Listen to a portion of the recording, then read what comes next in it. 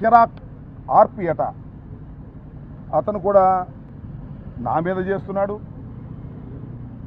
గౌరవ మాజీ ముఖ్యమంత్రి గారి మీద చేస్తున్నారు, రోజా గారి మీద, వైఎస్ఆర్ కాంగ్రెస్ పార్టీ కార్యకర్తల మీద, నాయకుల మీద విచ్చలవిడిగా బూతులు వాడేటటువంటి ప్రయత్నం చేస్తూ ఉన్నారు.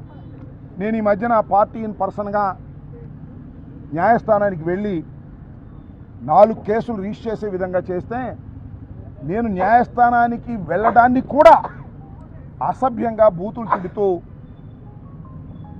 వీడియోలో చేసి పెట్టారు. ఇది నిజానికి చట్ట ప్రకారంగా న్యాయస్థానాన్ని కూడా కించపరిచే విధంగా ఆ కిరాక్ ఆర్పి అని ఆయన మాట్లాడటం జరిగిందని ఈ సందర్భంగా నేను చెప్పదలుచుకున్నాను.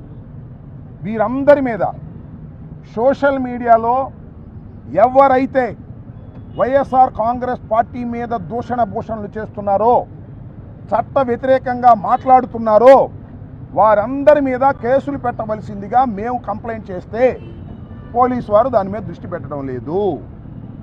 అదే వైసీపీకి సోషల్ మీడియాకు సంబంధించి ఎవరైనా కంప్లైంట్ ఇస్తే చాలు, లేనిపోని సెక్షన్లన్నీ వేసి వారిని నెలల తరబడి జైల్లో పెట్టి భయపెట్టేటటువంటి కార్యక్రమం చేస్తున్నారు.